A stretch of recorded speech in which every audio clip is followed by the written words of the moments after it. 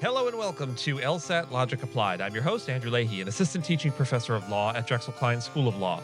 This is a short format podcast where I take the tools from LSAT logical reasoning, assumptions, flaws, causation, strength, and weaken, and apply them to real world claims in the news, science, and public discourse. For those that don't know, the LSAT is the law school admission test, a standardized exam designed to assess logical reasoning, analytical thinking, and reading comprehension for law school applicants. It's a high stakes test with a unique focus on how arguments work and how they fall apart. The LSAT is owned and administered by the Law School Admission Council, or LSAC. I don't claim any affiliation or ownership. I'm just here to teach the logic. And you don't need to be studying for the LSAT to follow along. The point is to learn how to spot weak or incomplete reasoning in everyday life. The same kind of reasoning the LSAT trains you to attack under time pressure. Today's policy looks at a claim in public policy and taxation that increasing rideshare taxes can meaningfully address a major school budget deficit, particularly in Philadelphia. We're not evaluating whether schools need funding or if taxation is the answer. We're evaluating how the argument about solving that funding gap is constructed. Here's the background to the story. Philadelphia, like many cities, is facing a significant budget problem in its public school system, roughly a $300 million structural deficit, driven in part by the expiration of federal COVID-era funding. In response, city officials have proposed increasing the per-ride tax on rideshare services like Uber and Lyft by $1 per trip. According to the proposal, that tax could generate about $48 million per year in revenue. City leaders argue that this funding could help prevent layoffs, potentially saving around 200 teaching and staff positions. Supporters frame the policy as a necessary step to stabilize school finances. Critics, including rideshare companies themselves, argue that the tax will simply be passed on to riders and could reduce usage. At first glance, the argument has intuitive appeal. There's a funding gap, and this policy raises new revenue. What more do we need to know? But before we just accept that whole cloth, let's apply some LSAT logic, because the key question isn't whether the tax raises money. It surely will.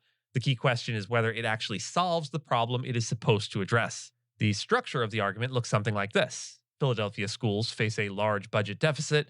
A rideshare tax will generate tens of millions of dollars in new revenue.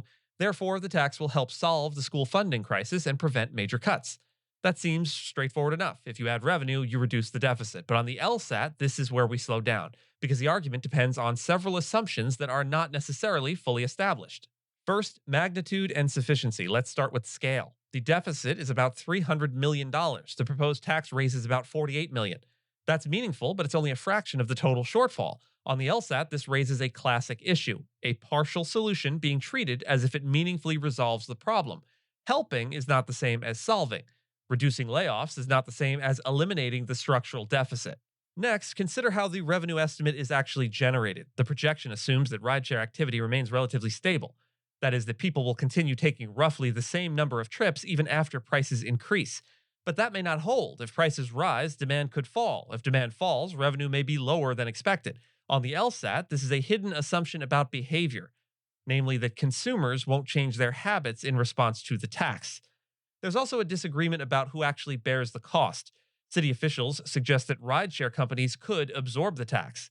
Companies say they will just pass it on to the riders. That matters. If riders pay, the tax functions differently, potentially affecting lower-income users or reducing access to transportation. On the LSAT, this is an unresolved causal question. Who actually pays, and how does that affect the outcome? Then we have structural versus temporary fixes, because there's a deeper issue here as well. The deficit stems from structural factors like the loss of federal funding and ongoing cost pressures. The rideshare tax adds revenue, but it doesn't address those underlying drivers. On the LSAT, this can be framed as treating a symptom rather than the cause. Adding revenue may help in the short term, but it doesn't necessarily resolve the structural imbalance. And then finally, we have overstating the impact. Even supporters acknowledge limits here. The proposal may save around 200 positions, but hundreds more cuts were initially on the table. It won't prevent school closures, so even within the proposal's own terms, the effect is only partial. On the LSAT, that's a familiar issue, a conclusion that subtly overstates what the evidence actually supports. So if we wanted to strengthen the argument, we would want to know whether rideshare demand remains stable after the tax increase, whether the projected $48 million in revenue actually materializes, how much of the deficit this policy meaningfully offsets over time, and whether additional policies address the remaining gap. On the other hand, the argument would be weakened if rideshare usage declines significantly because of the tax, revenue falls short of projections, or the deficit persists largely unchanged despite the new tax. In other words, the key issue is not whether the policy raises revenue. It's whether the revenue is sufficient and reliable enough to meaningfully address the underlying problem. This episode isn't about the wisdom or folly of the rideshare taxes. It's about how we evaluate policy claims that a new revenue source will solve a budget problem. On the LSAT, identifying a source of support is just the beginning. The real questions are, is it enough? Does behavior change? And does it address the underlying issue? Policies often sound compelling because they move things in the right direction. And that might be a net positive for society or here for Philadelphia school children. But direction and magnitude are not the same thing. And learning to spot that distinction is exactly the kind of skill the LSAT is designed to test. And with that, I thank you for listening to LSAT Logic Applied. If you enjoyed this breakdown, subscribe for more short episodes where we apply clean logic to messy, real-world claims. See you next time.